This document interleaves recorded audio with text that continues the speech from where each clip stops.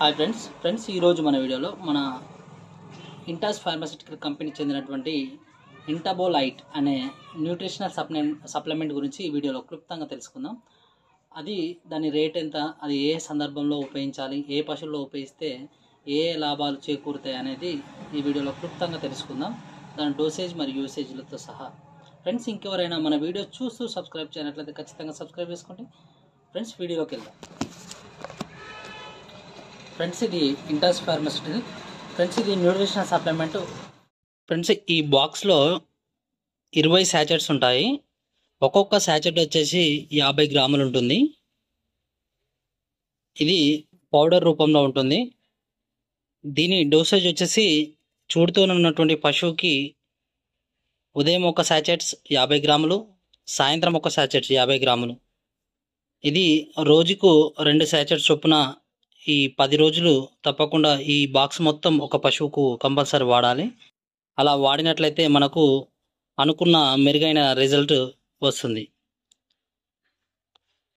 Pregnant animals, ఈ cows and బఫెలోస్లో ఈ రెండింటికి ఉపయోగించవచ్చు. ఇది స్మాల్ యానిమల్స్లో ఉపయోగించారు ఎక్కువగా.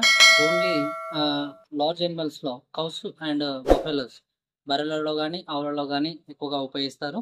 ఇది మేజర్గా వచ్చేసి ప్రెగ్నెంట్గా చూడుతూ ఉన్నటువంటి పశువులలో ఉపయోగిస్తారు.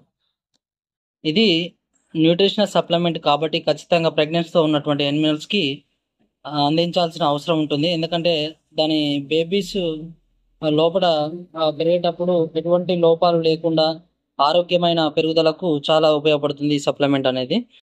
దీని బెనిఫిట్స్ వచ్చేసి హెల్ప్స్ టు స్మూత్ క్లావింగ్, అంటే ఇది ఎటువంటి సమస్య లేకుండా సాఫీ ప్రసవం చేయడంలో ఇది తోడ్పడుతుంది. ఇంప్రూవ్ అడర్ డెవలప్మెంట్, అంటే తొలిచూరి కానీ లేదా మరుచూరి కానీ ఏదైనా ఈనే ముందు టైము, అంటే మనకు 10 months దగ్గరికి రాగానే పొదుగు చేయడం స్టార్ట్ అవుతుంది కదా. ఈ పొదుగు ఇంక్రీజ్ కావడంలో, పొదుగు పెరగడంతో పాటు ఆరోగ్యమైన అడర్కి కానీ దాని హెల్త్కి కానీ చాలా సపోర్ట్ చేస్తుంది. అదేవిధంగా కాల్షియంని అబ్జర్వ్ చేయడంలో కానీ మెటబాలిజంలో ఇది తోడ్పడుతుంది. ఇంకోటి ఇమ్యూనిటీ డెవలప్ అవుతుంది. ఇది రోగ నిరోధక శక్తిని పెంచడంలో తోడ్పడుతుంది.